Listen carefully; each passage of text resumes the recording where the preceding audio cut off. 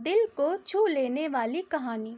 छोटे तनु ने गुल्लक से सब सिक्के निकाल लिए और उनको बटोरकर जेब में रख लिया और घर से निकल पड़ी। पास में ही केमिस्ट की दुकान थी। उसकी सीढ़ी वह धीरे धीरे चढ़ गई। वो काउंटर के सामने जाकर खड़ी हो गई और बोलने लगी, पर छोटी सी तनु पर किसी का ध्यान भी नहीं गया और ना ही उसकी आवाज़ किसी को भी सुनाई दे रही थी। सब अपने अपने कामों में व्यस्त थे। दुकान मालिक का कोई दोस्त बाहर देश से आया था, वो भी उससे बात करने में व्यस्त था। तभी उसने अपनी जेब से एक सिक्का निकालकर काउंटर पर फेंक दिया। सिक्के की आवाज़ से सबका ध्यान उसकी ओर गया। उसकी तरकीब काम आ गई।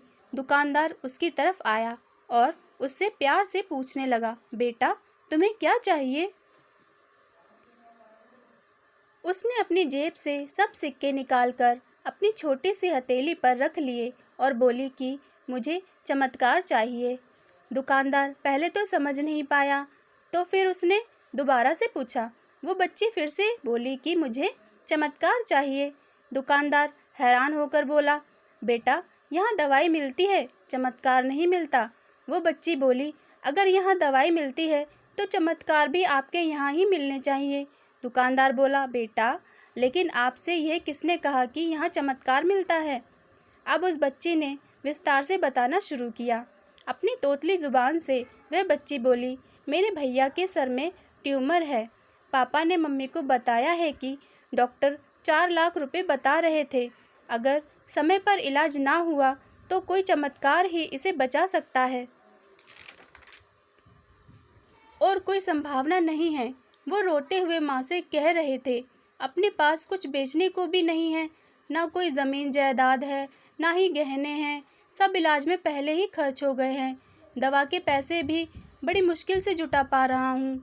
वो मालिक का दोस्त उसके पास आकर बैठ गया और प्यार से पूछने लगा, अच्छा कितने पैसे लाई हो तुम चमत्कार खरीदने को? उसने अपनी मुट्ठी से सब रुपए निकाल कर उसके हाथों में रख दिए। जब उसने वो रुपए गिने तो 21 रुपये 50 पैसे थे। वो व्यक्ति हंसने लगा और तनु से बोला, समझो तुमने चमत्कार खरीद लिया, चलो मुझे अपने भाई के पास ले चलो।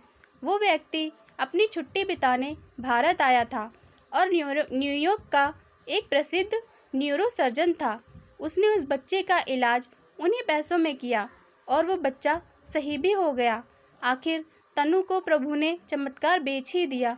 प्रभु सबके पालनहार हैं, बस ज़रूरत है तो सिर्फ सच्ची श्रद्धा की, क्योंकि परमात्मा संसार के कण कण में है।